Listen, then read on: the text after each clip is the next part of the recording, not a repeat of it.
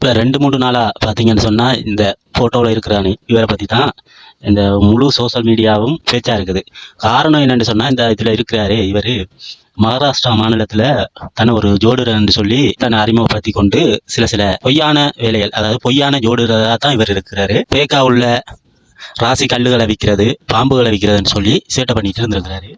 இந்த சேட்டை இதோட விடுவாருன்னு பார்த்தா இவர் அதுக்கு ஒரு படி மேலே போய் அங்கே அவர்கிட்ட ஜோசியங்களுக்கு வர பொம்பளைகள்ற சில அவங்களோட குடும்ப பிரச்சனைகள், அதே மாதிரி அவங்களோட சொந்த பிரச்சனைகள், சில அந்தரங்க பிரச்சனைகளை எல்லாம் கேட்டறிஞ்சு கொண்டு அவங்கள ஆசை வார்த்தைகள் கூறி தன் வலையிலையும் வீசிக்க வச்சிருக்கிறாரு.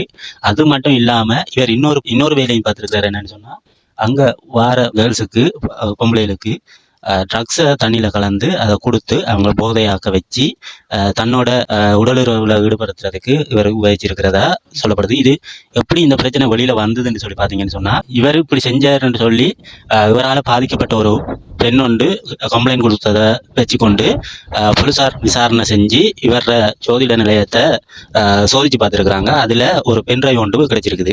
அந்த பென்ட்ரைவ் என்னன்னு சொல்லி எடுத்து போட்டு பார்த்தா தான் போலீஸுக்கு முழு சோக்கம் இருந்தது. அது என்னதுன்னு சொல்லி பார்த்தா அந்த பென்ட்ரைவில் ஒரு 52 பொம்பளைகளோட இவர் உடலுறவில் ஈடுபட்ட வீடியோக்கள் இருந்திருக்குது.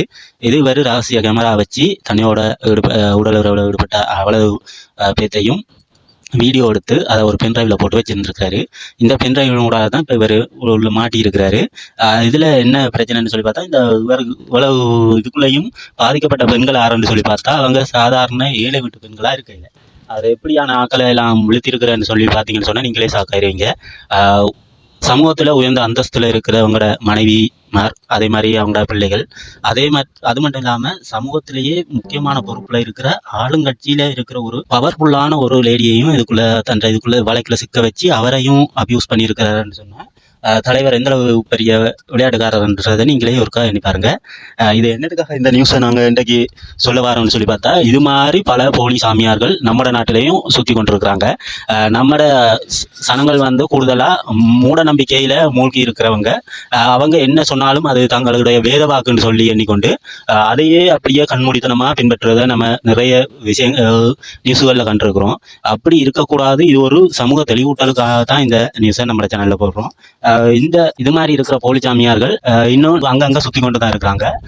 அவங்களோட செயற்பாடுகளை வச்சு அவங்க அடையாளம் கண்டு அவங்கள இருந்து தள்ளி இருக்கிறது எல்லாத்துக்கும் நல்லதாக இருக்கு.